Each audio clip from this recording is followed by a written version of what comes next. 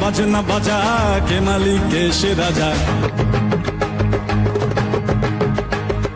গাজনের বাজনা বাজা কে মালিক কে সে রাজা গাজনের বাজনা বাজা কে মালিক কে সে রাজা কে দেয় সাজা মুক্ত স্বাধীন সত্যকে মোরা ঝঞ্ঝার মতো উদ্যম মোরা ঝর্ণার মতো চঞ্চল মোরা বিধাতার মতো নির্ভয় মোরা প্রকৃতির মতো সচ্ছল মোরা ঝঞ্ঝার মতো উদ্যম মোরা ঝর্ণার মতো চঞ্চল মোরা বিধাতার মতো নির্ভয় মোরা প্রকৃতির মতো সচ্ছল মোরা ঝঞ্ঝার মতো উদ্যম মোরা ঝঞ্ঝার মতো উদ্যম মোরা সিন্ধু জোয়ার কলকল মোরা পাগলা জোয়ার ঝরা জল সিন্ধু জোয়ার কলকল মোরা পাগলা জোয়ার ঝরা জল কল কল কল ছল ছল ছল কল কল কল ছল ছল ছল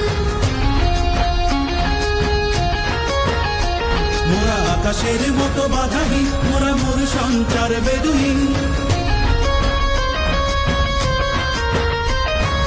আকাশের মতো বাধাহীন মোরা মোর সঞ্চার বেদুহীন বন্ধনহীন জন্ম স্বাধীন চিত্ত মুক্ত শতদল মোরা বন্ধনহীন জন্ম স্বাধীন চিত্ত মুক্ত শতদল মোরা ঝঞ্ঝার মতো উদ্যম মোরা ঝর্ণার মতো চঞ্চল মোরা বিধাতার মতো নির্ভয় মোরা প্রকৃতির মতো সচ্ছল মোরা ঝঞ্ঝার মতো উদ্যম মোরা ঝঞ্ঝার মতো উদ্যম কারা হইল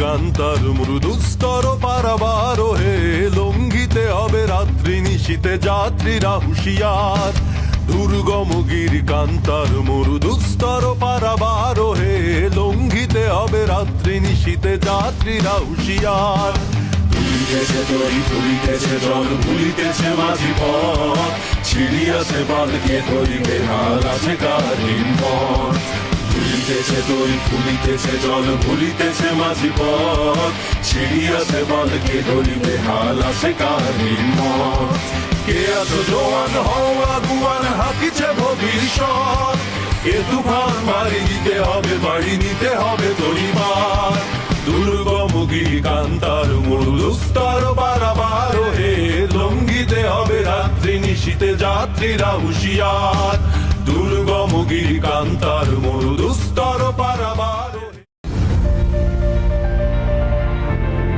Vasiyasını bekliyordu da